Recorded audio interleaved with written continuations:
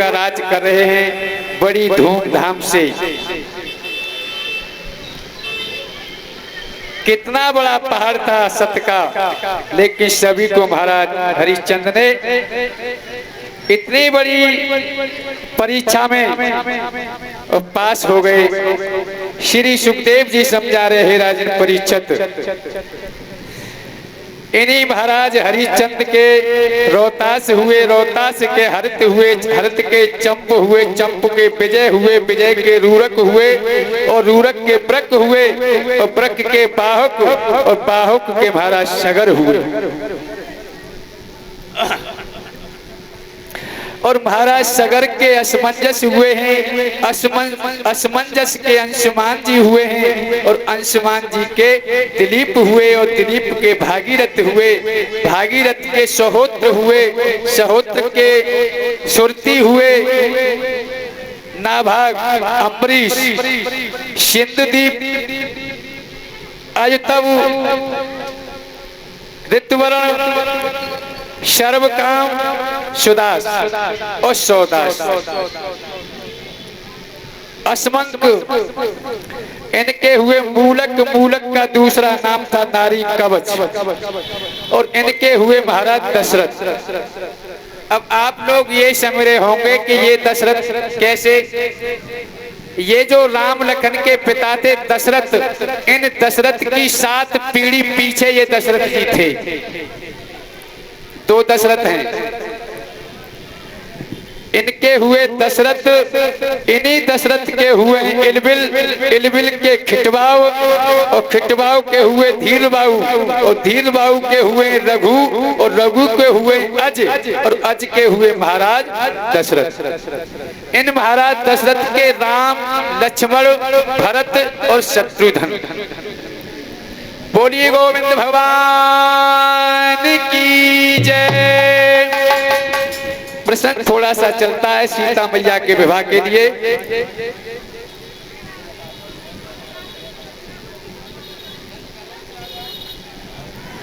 श्री सुखदेव जी समझा रहे हैं राजन परीक्षित,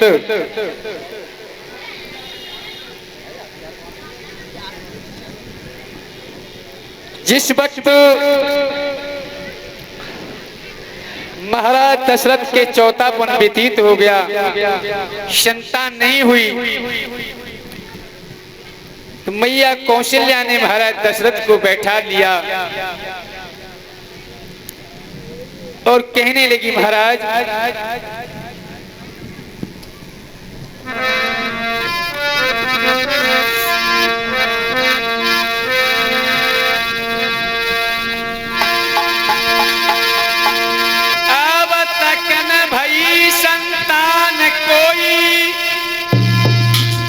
और सब दुनिया हंसी उड़ाती है, महाराज निवल कहलाए रहे हो और दुनिया बाज कहाती है।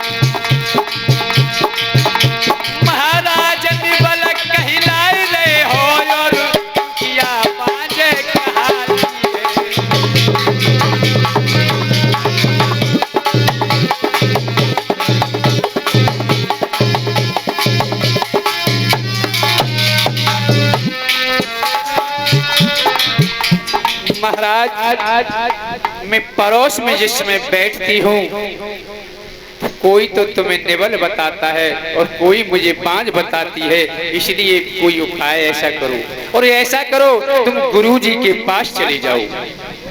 गुरुजी के पास चले जाओ, वो कुछ न कुछ ये तन अवश्य बताएंगे। लेकिन महाराज को जिस समय चौथा पन व्यतीत हुआ है, तब गुरु वशिष्ठ जी के पास पहुंचे हैं। जैसे ही गुरु वशिष्ठ जी ने देखा तो कहने लगे, राजन सब कुशल मंगल हैं। महाराज दशरथ कहने लगे, गुरुजी हमें सब कुछ दिया है, लेकिन हमें एक पुत्र नहीं दिया, हमें एक पुत्र नहीं दिया। आंगन में टेसू का फूल बना दिया है जिसमें सुगंधी नहीं आती। यहाँ तुलसीदास जी ने एक चौपाई ऐसी लिखी है इसी जगह, क्या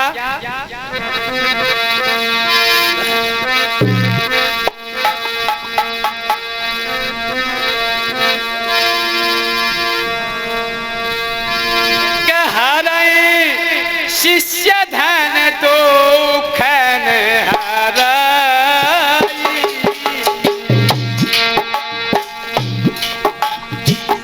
ओ गुरु घोर नरक में पराई।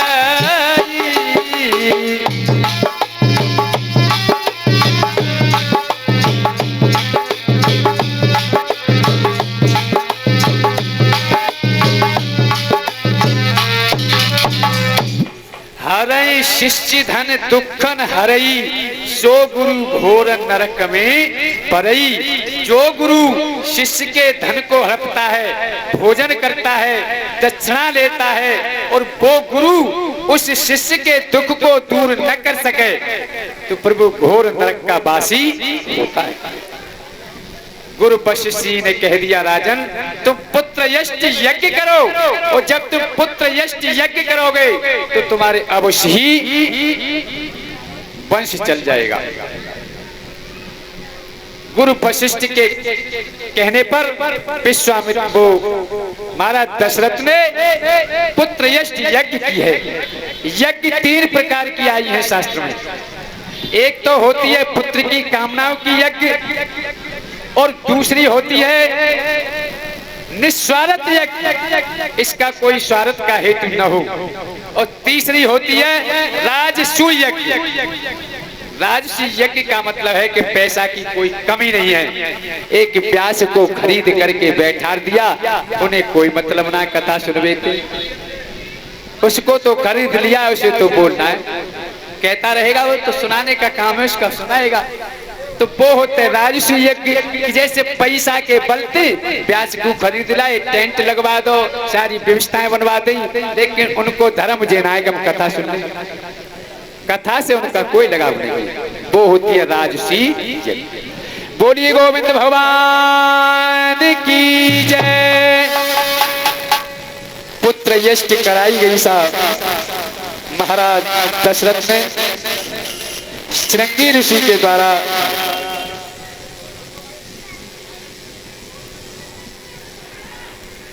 श्रृंगी ऋषि के द्वारा पुत्र यष्ट रचाई। उसमें से श्री सुखदेव जी समझा रहे, हे राजन परीक्षित, यज्ञ से हापन पात्र निकला, जिस हापन पात्र में लिए हुए अग्निदेव महाराज दशरथ से कहने लगे, राजन तू इस खीर के कटोरे को ले जा और इसे तीनों रानियों को खिला देना। महाराज दशरथ ने सोचा, यदि मैंने सबसे पहले कौशल्या को दिया तो केकई रूठ जाएगी, कि केकई अति प्रिय थी महाराज दशरथ को, इसलिए मैं केकई को पहले दे दूं। महाराज दशरथ ने केकई को दे दिया, उसके बाद में कौशल्या मैया को दिया। लेकिन कौशल्या मैया को यह नहीं बताया कि मैं पहले केकई को दे आया हूं, और धीरे से कौशल्या मैया से बोल दिया कि थोड़ा सा केकई को और दे देना। महाराज ने अपने हाथ से दिया एक, और कौशल्या मैया के हाथ से दिलवा दे। अब महाराज ने सुमित्रा मैया को दिया, तो केकई पे क्या हिस्सा पहुंच गए? तो इसलिए केकई के भरत और शत्रुघ्न 2 पुत्र थे। बोलिए गोविंद भगवान की जय। कथा को मैं बहुत ही उसमें लेकर के आ रहा हूँ। श्री सुखदेव जी समझा रहे हे राजन परीक्षित, जब राम और लक्ष्मण चारों भाई हो जाते हैं महाराज दशरथ के यहाँ, उधर विश्वामित्र जी की यज्ञ के लिए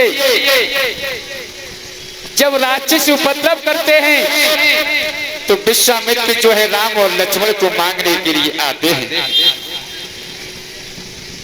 और कहा है विश्वामित्र जी ने, हे राजन, असुर समूह सताबह मोई,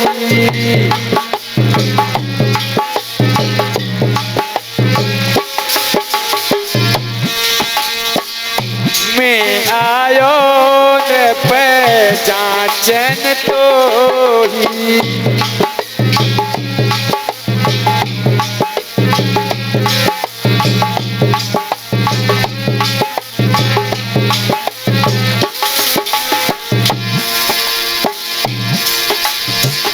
यज्ञ चल रहा है और मेरे यज्ञ को पूरा नहीं होने दे रहे राजन, इसलिए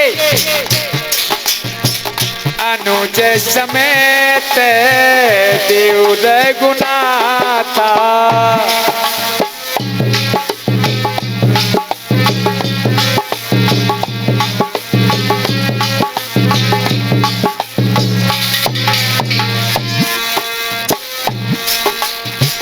निश्चर वहाँ हो सनाथा,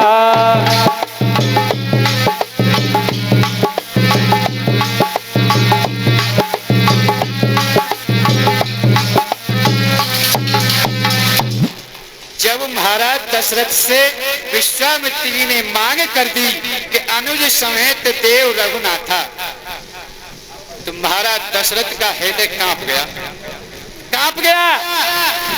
और तब के महाराज दशरथ ने कि हे गुरुवर, कि चौथे पन पाए सुत चारी,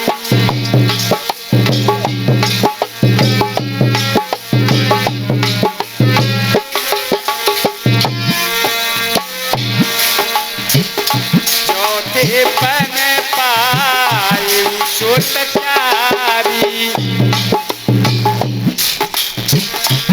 प्रवचन जो कही न विचारी,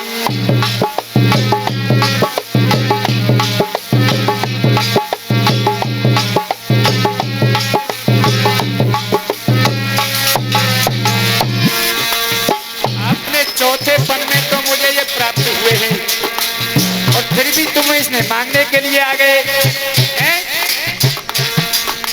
और तब फिर क्या कहिए, सब सुत मोए प्राण की नाई,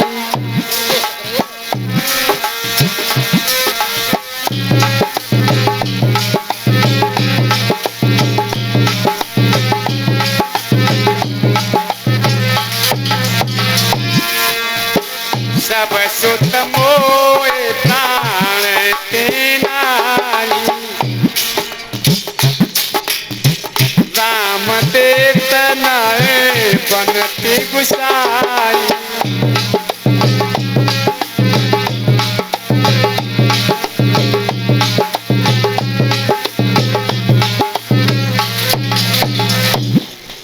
सब सुत मोई प्राण तीनाही, और राम दे तनय बनती गुसाई।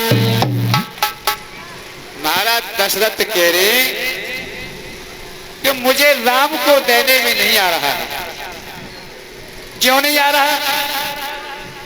जैसे मान करके चलिए कि हमने एक भाई से 1 लाख रुपए मांगा है और बामे 25,000 किसी और का रखा हुआ है और 75,000 स्वयं उसी का है, तो वो कह रहा है कि 1 लाख दे तुम्हें मोना बन गई, चूना बन गई, कि 75 मेरे घर के, लेकिन 25 जो घर रखेगा 1 लाख, तो 25 का वो रखे। न मालूम उसने कब मांग लिया, वो एक दूसरे की धरोहर। तो राम जी एक धरोहर थे महाराज दशरथ के ना। आप कहें तो बताऊं, राम जी किसी और की अमानत थी, महाराज दशरथ की नहीं थी। इसलिए राम जी कह रहे हैं कि राम दे तनाय बनती गोसाई। इन राम जी के दो प्रमाण आए हैं, इन्हीं राम जी के। एक तो प्रमाण वो आया है कि महाराज दशरथ का इंद्र के यहां आना जाना था। इंद्र के यहां जब आना जाना था तो महाराज दशरथ जो हैं लौट रहे थे स्वर्ग से, तो महाराज दशरथ को लौट से समय शनिदेव मिला। तो शनिदेव ने महाराज दशरथ को देख करके अपनी पीठ को कर लिया था। तो महाराज दशरथ ने सोचा कि ये भैया ऐसा को है कि वो देख के जाने अपनी पीठ कर ली है। अब आज भी अरे भाई तू कौन है कि मुझे देख करके तूने अपनी पीठ को कर लिया है। शनिदेव ने आवाज लगाई कि महाराज मैं अपनी छवि बाप पे डालतू निगाह ऐसे पे डालता हूं जो दुष्ट होता है, बदमाश होता है, अधर्मी होता है, और जिसमें मैं अपनी सृष्टि डाल दूं तो वो संसार से विदा हो जाता है। तो महाराज दशरथ ने कही कि हम तो धर्मात्मा हैं। शनिदेव ने कही कि तुम धर्मात्मा हो इसलिए मैं तुम्हारी तरफ दृष्टि नहीं डाल रहा हूं। तो अच्छा तू हमारे में दृष्टि डाल दे तो का है जाओ रे कि महाराज मैं सही बता रहा हूं आपसे, मेरी दृष्टि जिस पर चली जाती है उसका अंग भंग सब कुछ हो जाता है। महाराज दशरथ की अड़ पर जैसे ही शनिदेव ने महाराज दशरथ की तरफ देखा तो महाराज दशरथ उस स्वर्ग से नीचे उलट पुलट उलट पुलट उलट पुलट पृथ्वी पर आने लगे।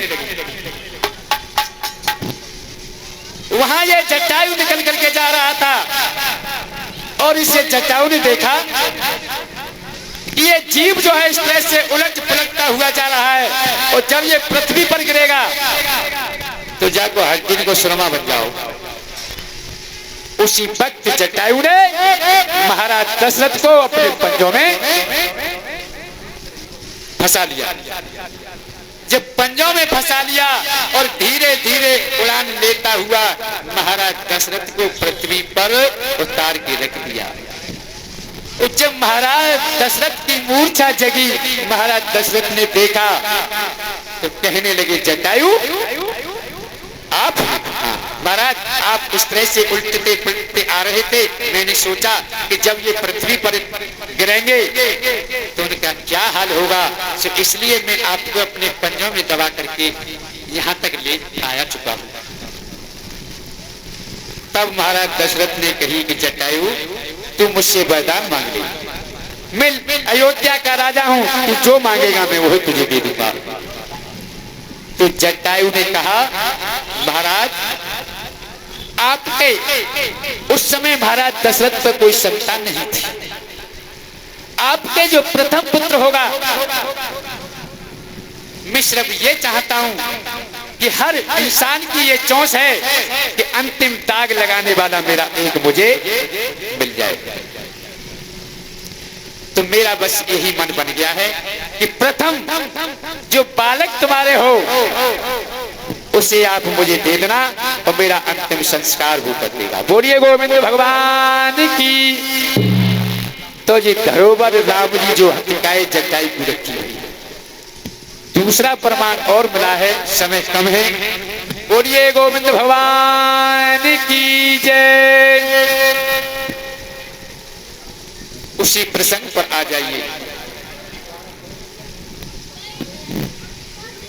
राम देत नाय बनते गुसाई।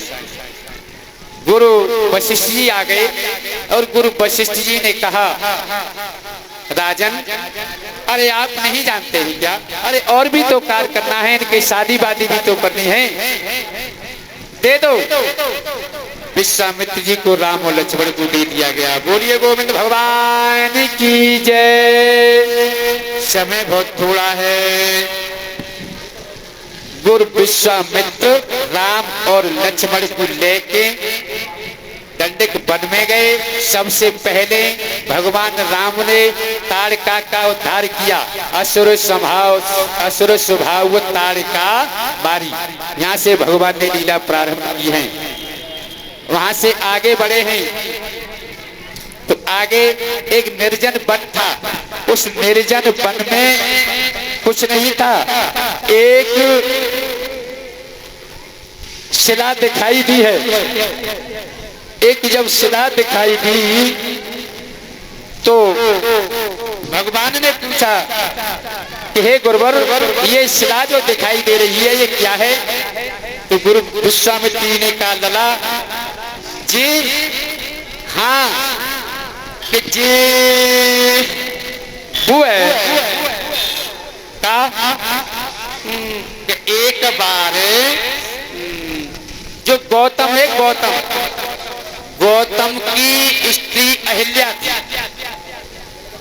अहिल्या तो अहिल्या बहुत सुंदर थी। एक बार इंद्र ने कहा भगवान सूर्य से कि देखो तुम ये बताओ सबसे बड़ी सुंदर को है। तो सूर्य भगवान ने कही कि जब मैं तो देखत ना हूं तो सबरी छाया में भज जाते हैं, तो कमरन में जब मैं आंख खोल चुका हूं तो। और तुम पूछो चंद्रमा से, आप जो है पूछे चंद्रमा से। ये 1 से 1 रुपए का पुरस्कार। और हमारे ये भांजे हैं, इसमें ये अपनी डॉक्टरी कस्बा सिकंदराबाद में कर रहे हैं। वहां से आए हैं, सुना होगा कि मामा जी की कथा चल रही है। बोलिए गोविंद भगवान की जय। उसी प्रसंग पर आ जाइए। तो चंद्रमा जो है रात्रि को निकलता है तो सारी माताएं बहना सब चौरे में आ जाती है। अब चंद्रमा से पूछिए, जब चंद्रमा से कहा इंद्र ने कि चंद्रमा भैया जी बताओ सबसे बड़ी सुंदर को है मृतलोक में? चंद्रमा ने कही कि है। कौन है? तो अहिल्या है, गौतम ऋषि की पत्नी। कि अच्छा हाँ, कि तो फिर हमारी तुम एक सहयोग करो, मदद करो। कि क्या करें? कि जी करो। क्या करें? कि जी करो। कि देखो वो गौतम है ना, उनके यहाँ एक मुर्गा है। वो मुर्गा जिसमें बांग देता है उसी समय वो गंगा स्नान को चले जाते हैं। तो तुम्हें क्या करना है? कि बताओ प्रभु क्या करना है? इंद्र ने कही कि चंद्रमा से इंद्र ने कही कि चंद्रमा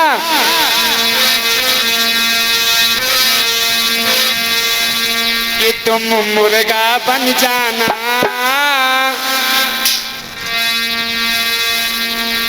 कि तुम मुर्गा बन जाना, मैं बाबा बन जाऊंगा।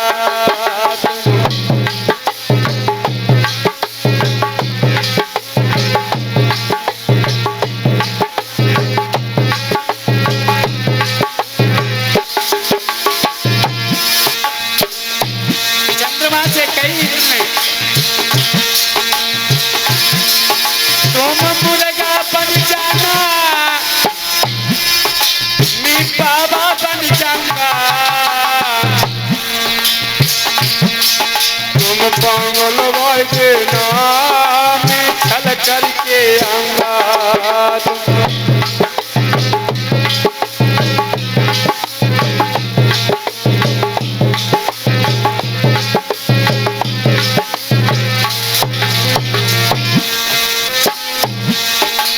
पांग लगा देना, मैं भीतर घुस जा देना, भीतर घुस जाऊंगा तुम।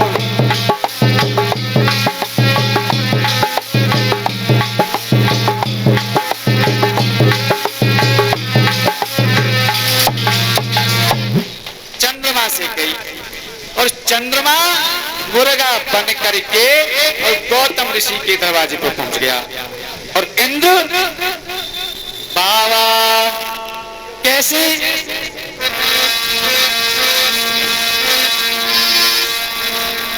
जा मुर्गा ने बादल फाड़े ले, जा मुर्गा ने बादल फाड़े ले, साढ़े तीन बजे।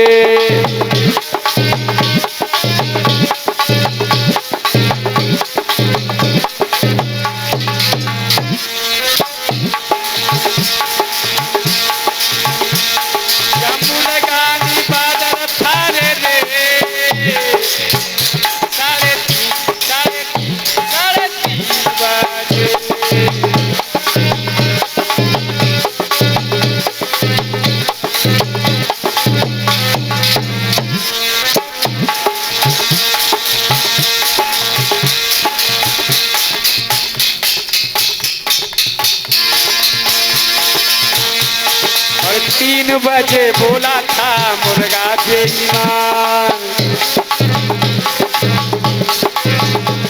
अरे 3 बजे बोला था मुर्गा बेईमान। गौतम ऋषि चल दिए करने को स्नान 3 बजे।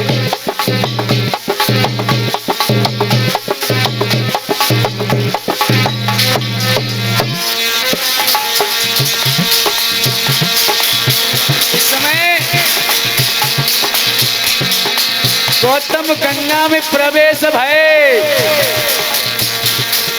तब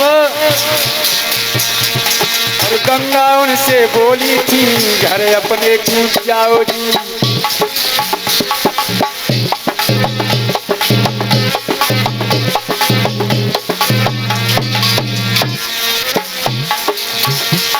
अरे गंगा उनसे बोली थी घर अपने कूद जाओ जी। और घर में घुस गए हो तंगा बहू की लाज बचाओ जी। ये 3 बजे बोला था मुर्गा बेईमान।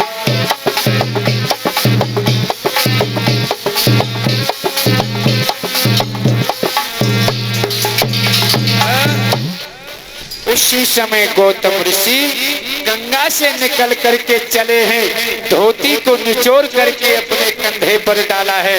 दरवाजे पे देखा तो मुर्गा के रूप में चंद्रमा बैठा हुआ है। गौतम ऋषि ने वही धोती भीगी हुई और जिस समय चंद्रमा में मारी है वो याद दिखाई चंद्रमा में धब्बा देता है। बोलिए गोविंद भगवान की जय।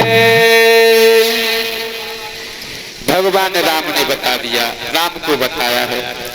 अब गौदला बात जिए, गौतम ने इन्हें श्राप दे दो हतो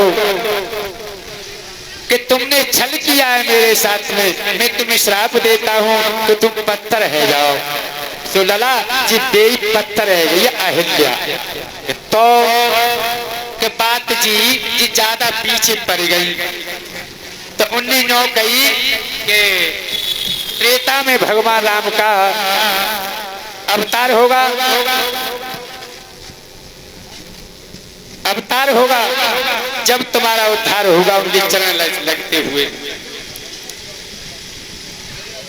तो उनने फिर ये बात कही कि देखो अब सतयुग है, सतयुग के बाद द्वापर आवे, द्वापर के बाद त्रेता आवे, तब तक हमें ऐसी बनी रही। तब फिर उनने ये बात कही कि तुम्हारी ज्यादा विनती है तो सुनो, त्रेता पहले आ जाओ और द्वापर बाद में आओ। अरे त्रेता पहले आ जाएगा और द्वापर बाद में आ जाएगा। भक्तों ये वही कारण है कि त्रेता गिनती के क्रम के आधार से पहले सतयुग पैसे द्वापर आना था और फिर त्रेता आना था, लेकिन गौतम ऋषि के वरदान से ही ये त्रेता पहले घुस गया है और द्वापर बाद में।